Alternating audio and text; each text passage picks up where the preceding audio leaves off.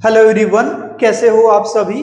मैं हूं आपका दोस्त डॉक्टर दिवाकर राय और आज के वीडियो में हम लोग बात करने जा रहे हैं नेक्स्ट एग्जाम को लेकर के। इसको लेकर के बहुत सारे लोग इसका विरोध कर रहे हैं। एक बड़ा तबका जो है स्टूडेंट का विरोध कर रहे हैं। इसमें उनका रीजन भी बिल्कुल सही है। नेक्स्ट एग्जाम को न्यू बैच से लागू करने की मांग जोरों शोरों से चल रही है। ये मांग बिल्कुल सही है और इस मांग के साथ हम भी खड़े हैं और मैक्सिमम स्टूडेंट खड़े हैं।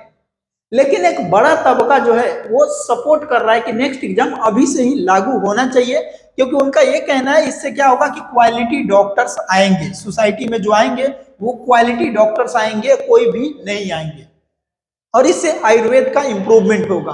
तो चलिए इसी काम पे हम लोग बात करते हैं, समझने की कोशिश करते हैं।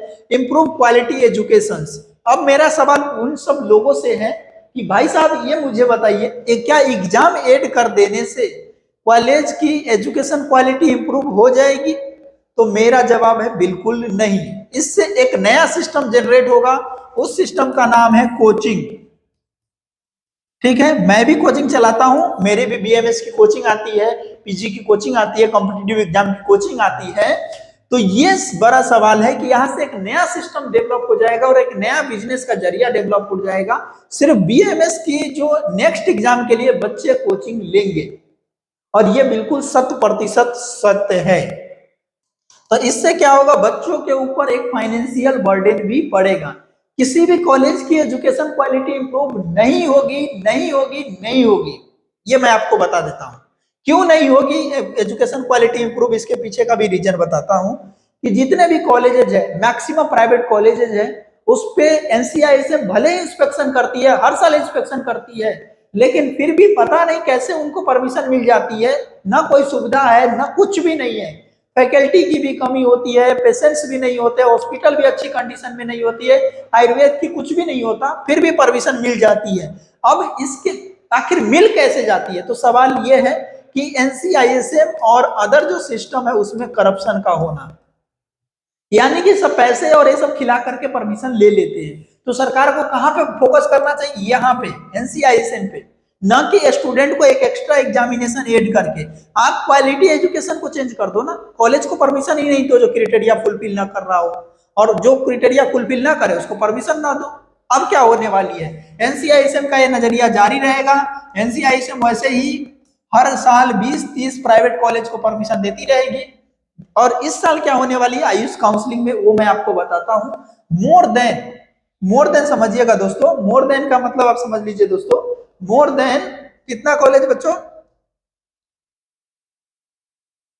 मोर देन जो है ना बच्चों, कितने कॉलेज? मोर देन 75% जो है बीएमएस कॉलेज की जो सीट है, इसकी प्राइवेट कॉलेज की 75% से ज्यादा सीट इस साल से खाली रहेगी।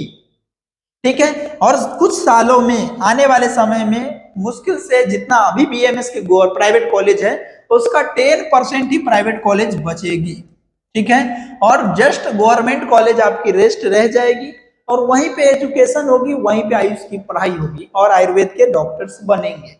जो यही फैक्ट रहने वाला है, क्योंकि प्राइवेट कॉलेज में जो लो मेरिट में जो बच्चे जाते थे अब नहीं जाएंगे। क्यों नहीं जाएंगे? तो वो बच्चे एमबीबीएस करने के लिए फॉरेन को चूज करेंगे। फॉरेन सिस्टम को चूज करेंगे का मतलब समझिएगा दोस्तों, फॉरेन को चूज करेंगे मतलब कि फॉरेन सिस्टम, जैसे कि इंडिया से बाहर जा करके सिस्टम से एमबीबीएस करेंगे। अब क्यों करेंगे, इसके पीछे का रीजन मैं बताता हूं।